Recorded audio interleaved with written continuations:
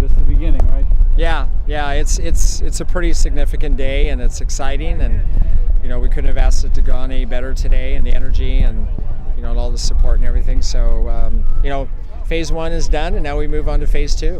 What is in your mind, the timetable you're kind of hoping for here over the next? I mean, our goal would be is that we would be in the construction phase this time next year on phase 2, and which would allow us then the following year, hopefully 2014 would be our goal to have the second part of this facility done.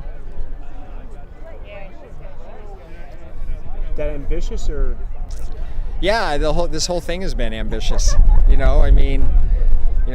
5 years ago when Bob DeCarlos made the announcement that we were going to do this, it was like most of the people in the room when he said it, they had no response, because I think it was just like, yeah, okay, let's go have something to eat, And that was at our reunion. We had a reunion in 2007.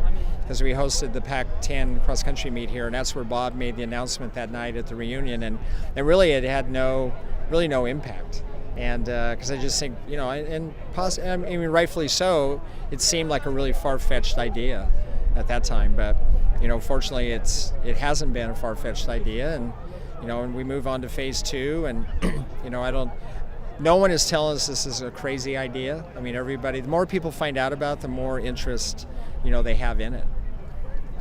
Is now that you have all these new tools at your feet, any desire for you to maybe get out here and participate a little bit more with the athletes?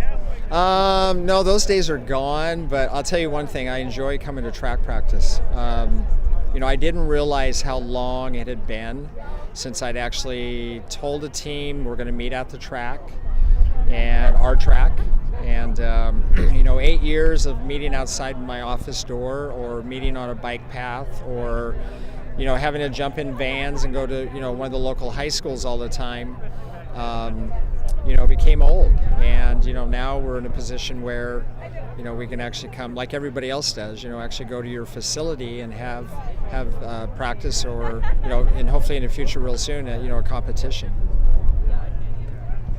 And gauge the reaction of some of your runners just being out here today. Audrey spoke, but right. just kind of their overall feeling that this is a reality. I think the night, when we turned the lights on a few weeks ago, it was about a month ago.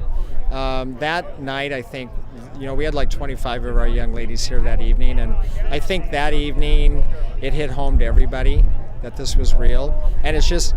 And like Audrey said tonight, she said today is that, the momentum, there's just a change of, just a sense of, our young ladies have literally walked across campus with Oregon State t-shirts on and had students and professors and other people ask them, I didn't know we had a track program.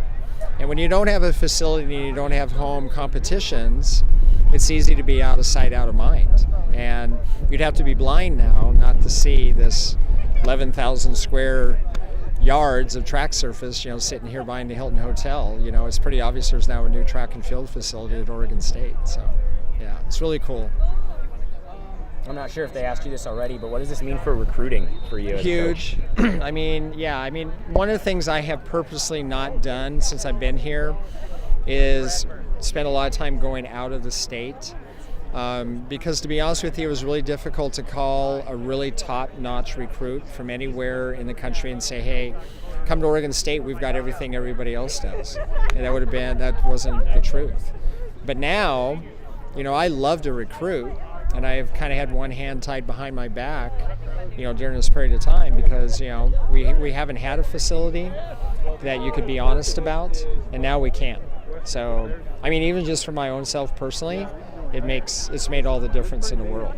So, what does it say about the work ethic of the team, and have you as a coach that the team has been able to compete, right, and have girls compete without any facilities? Yeah, it speaks volumes. One of the things I forgot to mention today, and I've mentioned it before, is over the 8 years when we haven't had a facility, I've never heard them complain once. Now they didn't complain in front of me. They may have complained on their own, but they really never did. And and so it says a lot, and I really liked a lot what Audrey said today. I think she hit a home run when she talked about, there's a sense of, we we owe it to so many people now to be even more dedicated, more committed, and more focused and have real dreams. But it was hard for them to have real dreams when you don't have your own facility. So this is, or your identity at least. So, and this has created that for us.